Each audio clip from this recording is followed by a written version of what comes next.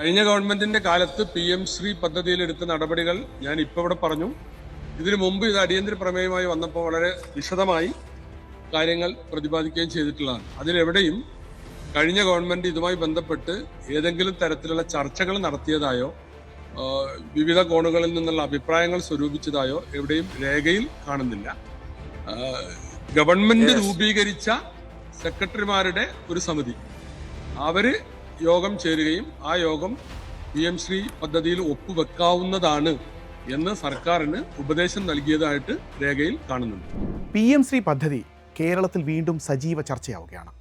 ഇടത് സർക്കാർ ധാരണാപത്രത്തിൽ ഒപ്പിട്ടതിനാൽ പദ്ധതിയിൽ നിന്ന് പിന്മാറാനാവില്ലെന്ന് തിങ്കളാഴ്ച വിദ്യാഭ്യാസ മന്ത്രി N. ഷംസുദ്ദീൻ നിയമസഭയിൽ ആവർത്തിച്ചു. കരാർ നിബന്ധനകളനുസരിച്ച് സംസ്ഥാന സർക്കാരിന് പിന്മാറാനാകില്ല.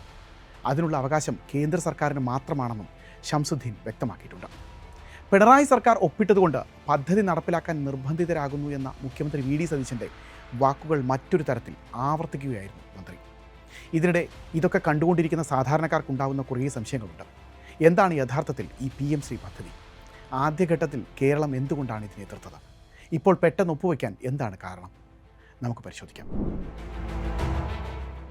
ആദ്യം തന്നെ എന്താണ് ഈ PM ശ്രീ എന്ന് നോക്കാം. ഇതിൻ്റെ പൂർണ്ണരൂപം പ്രധാനമന്ത്രി സ്കൂൾസ് ഫോർ റൈസിംഗ് ഇന്ത്യ എന്നാണ്. 2022 കേന്ദ്ര സർക്കാർ കൊണ്ടുവന്ന ഒരു കേന്ദ്ര ആവിഷ്കൃത പദ്ധതിയാണിത്.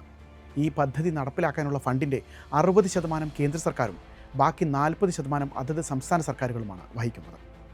ഇന്ത്യ ഒട്ടാകെയുള്ള ഏകദേശം 14,500 സ്കൂളുകളെ തിരഞ്ഞെടുത്ത് അവയ്ക്ക് വലിയ രീതിയിലുള്ള ധനസഹായം നൽകി മാതൃകാ സ്കൂളുകളാക്കി മാറ്റുകയാണ് ഇതിൻ്റെ ലക്ഷ്യം. സ്കൂളുകളുടെ അടിസ്ഥാന സൗകര്യങ്ങൾ വർദ്ധിപ്പിക്കാനും വിദ്യാഭ്യാസ നിലവാരം മെച്ചപ്പെടുത്താനും ഓരോ സ്കൂളിനും വർഷത്തിൽ ഏകദേശം 1 കോടി രൂപ വരെ ഇതിലൂടെ ലഭിക്കും. 2022-23 മുതൽ 2026-27 വരെയുള്ള 5 വർഷത്തേക്കാണ് ഈ പദ്ധതി വിഭാവനം ചെയ്തിരിക്കുന്നത്. ഇതിനായി ആകെ 27,360 കോടി രൂപയാണ് കേന്ദ്രം കണക്കാക്കിയത്. ഇനി കേരളത്തിൻ്റെ കാര്യം പരിശോധിക്കാം. 152 ബ്ലോക്കുകളിൽ 304 സ്കൂളുകൾക്കാണ് കേരളത്തിൽ പദ്ധതിയിലൂടെ സഹായം ലഭിക്കേണ്ടിയിരുന്നത്. ഒറ്റനോട്ടത്തിൽ ഏറെ മികച്ച ഒരു പദ്ധതിയായിരുന്നുവെങ്കിലും കേരളം, തമിഴ്നാട്, പശ്ചിമ ബംഗാൾ തുടങ്ങിയ സംസ്ഥാനങ്ങൾ ആദ്യഘട്ടത്തിൽ തന്നെ ഇതിൽ നിന്നും പൂർണ്ണമായി വിട്ടുനിന്നു.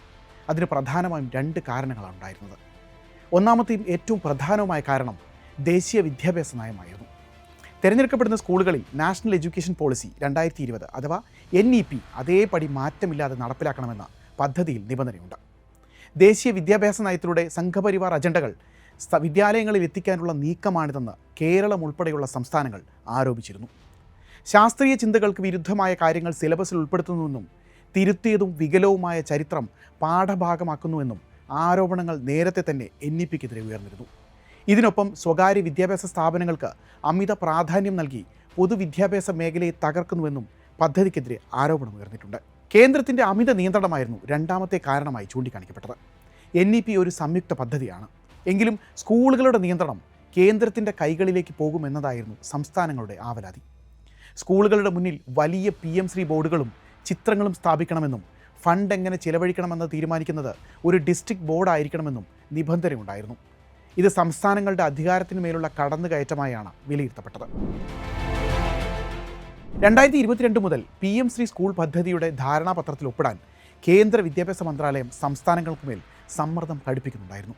2023-24 മധ്യത്തോടെ ധാരണാപത്രം ഒപ്പിടാത്ത സംസ്ഥാനങ്ങൾക്കുള്ള സമഗ്ര ശിക്ഷാ അഭിയാനിൻ്റെ ഫണ്ട് കേന്ദ്രം മരവിപ്പിക്കുന്നതായിരുന്നു പിന്നീടുള്ള നടപടി. കേരളം പൊതുവിദ്യാഭ്യാസ വകുപ്പ് മന്ത്രിയുടെ നേതൃത്വത്തിൽ 3 പ്രാവശ്യം കേന്ദ്ര വിദ്യാഭ്യാസ മന്ത്രിയുമായി നേരിട്ടും വകുപ്പ് സെക്രട്ടറിയുടെ നേതൃത്വത്തിൽ പല പ്രാവശ്യവും കത്ത് മുഖേനയും കേന്ദ്ര വിദ്യാഭ്യാസ മന്ത്രാലയവുമായി ചർച്ച നടത്തിയെങ്കിലും ഫണ്ട് അനുവദിക്കാൻ നടപടിയായിരുന്നില്ല. 2023-24 മുതൽ 2025-26 വരെയുള്ള കാലയളവിൽ സമഗ്ര ശിക്ഷാ പദ്ധതിയിലെ ജീവനക്കാരുടെ ശമ്പളം, അത്യാവശ്യം നടത്തേണ്ട പരിപാടികൾ എന്നിവയ്ക്കുള്ള ഫണ്ട് സംസ്ഥാന സർക്കാർ തന്നെ നൽകി. ഇത്തരത്തിൽ കടുത്ത സാമ്പത്തിക പ്രതിസന്ധി വന്നപ്പോഴാണ് തൽക്കാലം ധാരണാപത്രം ഒപ്പിട്ട് സമഗ്ര ശിക്ഷ കേരളത്തിൻ്റെ ഫണ്ട് വാങ്ങുക, PM ശ്രീ സ്കൂൾ പദ്ധതി നടപ്പിലാക്കേണ്ടതില്ല എന്ന തീരുമാനത്തിൽ സർക്കാർ എത്തിയതെന്നാണ് മുൻ വിദ്യാഭ്യാസ മന്ത്രി കൂടിയായ V. ശിവൻകുട്ടി വിശദീകരിച്ചത്. 2025 ഒക്ടോബർ 23 PM ശ്രീ സ്കൂൾ പദ്ധതിയുടെ ധാരണാപത്രത്തിൽ കേരളം ഒപ്പിട്ടു. ഇതിനു പിന്നാലെ കേരളത്തിൽ വലിയ എതിർപ്പാണ് വിവിധ കേന്ദ്രങ്ങളിൽ നിന്ന് സർക്കാരിനെതിരെ ഉയർന്നു വന്നത്. തമിഴ്നാടും പശ്ചിമ ബംഗാളും ഫണ്ടിനായി സുപ്രീം കോടതിയെ സമീപിച്ച് നിയമപോരാട്ടം നടത്തുമ്പോൾ കേരളം എന്തുകൊണ്ട് കീഴടങ്ങി എന്നത് ചോദ്യമായി ഉയർന്നു. സംസ്ഥാന സർക്കാരിൻ്റെ തീരുമാനം ഏകപക്ഷീയമാണെന്നും മുന്നണിയിൽ ചർച്ച ചെയ്തിട്ടില്ലെന്നും കാണിച്ച് പ്രധാന ഘടകകക്ഷിയായി CPI തന്നെ രംഗത്തെത്തിയത് രണ്ടാം പിണറായി സർക്കാരിനെ പ്രതിരോധത്തിലാക്കി. പിന്നാലെ മന്ത്രിസഭാ ഉപസമിതി രൂപീകരിച്ച് പരിശോധിച്ച ശേഷമേ പദ്ധതി നടപ്പിലാക്കുകയുള്ളൂ എന്ന നിലപാട് പിണറായി സർക്കാർ സ്വീകരിക്കുകയായിരുന്നു. PM ശ്രീ ധാരണാപത്രം ആയതിനു പിന്നാലെ നവംബർ 4-ന് കേന്ദ്രം സമഗ്ര ശിക്ഷാ പദ്ധതിയുടെ 2025-26 ഒന്നാം ഗഡുവായി 92.41 കോടി രൂപ കേരളത്തിന് അനുവദിച്ചു. പിന്നാലെ ഇതേ മാസം തന്നെ 2023, 24, 25 വർഷങ്ങളിലെ സ്കൂൾ യൂണിഫോം, പാഠപുസ്തകം തുടങ്ങിയവയ്ക്ക് ചെലവായ തുക റീഇംബേഴ്സ് ചെയ്യണമെന്നാവശ്യപ്പെട്ട് സംസ്ഥാനം കേന്ദ്ര വിദ്യാഭ്യാസ മന്ത്രാലയത്തിന് പ്രൊപ്പോസൽ സമർപ്പിച്ചു.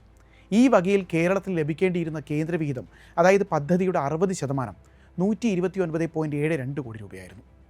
പക്ഷേ ചില സാങ്കേതിക കാരണങ്ങൾ പറഞ്ഞ് കേന്ദ്രം ഈ ഇനത്തിൽ 23.31 കോടി രൂപ മാത്രമാണ് അനുവദിച്ചത്. 2025-26 വിദ്യാഭ്യാസ അവകാശ നിയമവുമായി ബന്ധപ്പെട്ട ആനുകൂല്യങ്ങൾക്കായി 76.13 കോടി രൂപയും കേന്ദ്രം അനുവദിച്ചിരുന്നു. അങ്ങനെ ആകെ നൽകിയത് 99.27 കോടി രൂപയാണ്. ഈ 99.27 കോടി രൂപ SSKയ്ക്ക് ഒന്നാം ഗഡുവായി അനുവദിച്ച 92.41 കോടി രൂപയിൽ അഡ്ജസ്റ്റ് ചെയ്യുകയും ബാക്കി 6.86 കോടി രൂപ റിലീസ് ചെയ്യുകയും ചെയ്യുകയായിരുന്നു പിന്നീട് കേന്ദ്രം ചെയ്തത്.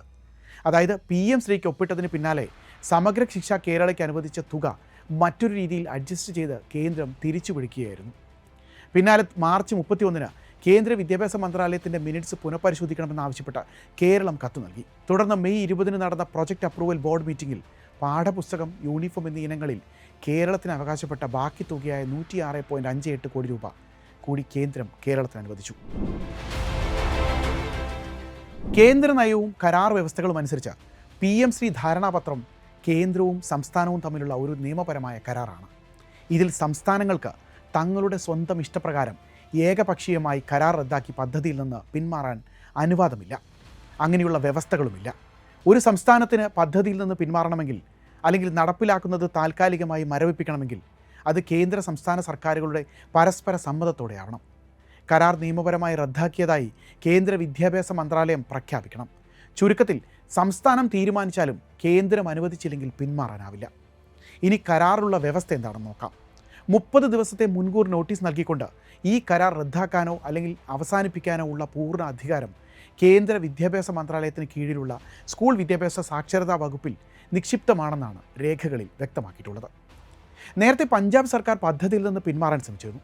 നടപടികളുമായി മുന്നോട്ട് പോകുന്നതിനിടെ കരാർ വ്യവസ്ഥകൾ ലംഘിച്ചെന്ന് കാണിച്ച് പഞ്ചാബിന് ലഭിക്കേണ്ടിയിരുന്ന 515 കോടിയോളം രൂപയുടെ വിദ്യാഭ്യാസ ഫണ്ട് കേന്ദ്രം മരവിപ്പിക്കുകയായിരുന്നു. കടുത്ത സാമ്പത്തിക പ്രതിസന്ധിയിലായ പഞ്ചാബ് സർക്കാരിന് പിന്നീട് തങ്ങളുടെ പിന്മാറ്റ തീരുമാനം പുനഃപരിശോധിക്കേണ്ടി വന്നു. പദ്ധതിയുമായി വീണ്ടും സഹകരിക്കാൻ തയ്യാറാണെന്ന് അവർ കേന്ദ്രത്തെ പിന്നീട് ഔദ്യോഗികമായി അറിയിച്ചു. ഡൽഹി, പശ്ചിമ ബംഗാൾ എന്നീ സംസ്ഥാനങ്ങൾക്കും ഇതേ പശ്ചാത്തലത്തിൽ മുൻപ് കേന്ദ്ര ഫണ്ടുകൾ നിഷേധിക്കപ്പെട്ടിരുന്നു. ഫണ്ട് മുടക്കിയും തടഞ്ഞുമാണ് കേന്ദ്രം പദ്ധതിയിൽ ഒപ്പിടാൻ സംസ്ഥാനങ്ങൾക്ക് മേൽ സമ്മർദ്ദം ചെലുത്തുന്നത്. കേന്ദ്രത്തിന് ആ അധികാരം എവിടെ നിന്നാണ് ലഭിക്കുന്നതെന്ന് അറിയാമോ? സമഗ്ര ശിക്ഷ അഭിയാൻ പദ്ധതി ഇപ്പോൾ ദേശീയ വിദ്യാഭ്യാസ നയവുമായി പൂർണ്ണമായി ലയിപ്പിച്ചിട്ടുണ്ട്. ഇതോടെയാണ് PM ശ്രീ നടപ്പാക്കാത്ത സംസ്ഥാനങ്ങളുടെ പൊതുവിദ്യാഭ്യാസ ഫണ്ടുകൾ തടയാൻ കേന്ദ്രത്തിന് അധികാരം ലഭിക്കുന്നത്. അതായത് ആ തടയിടൽ നിയമപരമാണ് എന്നർത്ഥം. 2027 അവസാനിക്കുന്ന പദ്ധതിയാണ് PM ശ്രീ. മുൻ സർക്കാരിൻ്റെ നയമല്ല തങ്ങളുടേത് എന്ന് ആവർത്തിച്ച് അധികാരത്തിലെത്തിയ VD സതീശൻ സർക്കാർ വിഷയത്തിൽ അതേ നയം പിന്തുടരാൻ നിർബന്ധിതരാകുകയാണ്. സമഗ്ര ശിക്ഷ അഭിയാൻ അടക്കം പദ്ധതികളിൽ വൻ തുക വെട്ടിയാൽ സംസ്ഥാനത്തിനുണ്ടാകുന്ന പ്രതിസന്ധി സർക്കാർ മനസ്സിലാക്കുന്നുവെന്ന് വേണം കരുതാൻ. തിങ്കളാഴ്ച നിയമസഭയിൽ സംസാരിച്ച വിദ്യാഭ്യാസ മന്ത്രി N ശംസുദ്ദീൻ്റെയും മുൻപ് മുഖ്യമന്ത്രി VD സതീശൻ്റെയും പരാമർശങ്ങളെ ഈ പശ്ചാത്തലത്തിലാണ് വിലയിരുത്തുന്നത്. പദ്ധതിയിൽ കൂടുതൽ ഇളവുകൾ തേടുമെന്ന മുഖ്യമന്ത്രിയുടെ പ്രസ്താവനയിലും അവ്യക്തത മുഴച്ചു നിൽക്കുന്നുണ്ട്. നിലവിൽ കേന്ദ്രത്തോട് ആവശ്യപ്പെടുമെന്ന് സംസ്ഥാന സർക്കാർ പറഞ്ഞ 2 കാര്യങ്ങൾ, അതായത് സ്കൂളുകളെ തിരഞ്ഞെടുക്കാനുള്ള സ്വാതന്ത്ര്യവും പാഠ്യപദ്ധതിയിലുള്ള സ്വാതന്ത്ര്യവും, രണ്ടും നിലവിൽ തന്നെ പദ്ധതിയിലുണ്ട് എന്നാണ് വിദഗ്ധർ ചൂണ്ടിക്കാണിക്കുന്നത്. പരസ്പര ആരോപണങ്ങൾക്കും പോരിനുമപ്പുറം PM ശ്രീയിൽ സംസ്ഥാന സർക്കാർ നയപരമായ തീരുമാനമെടുക്കേണ്ടതുണ്ട്.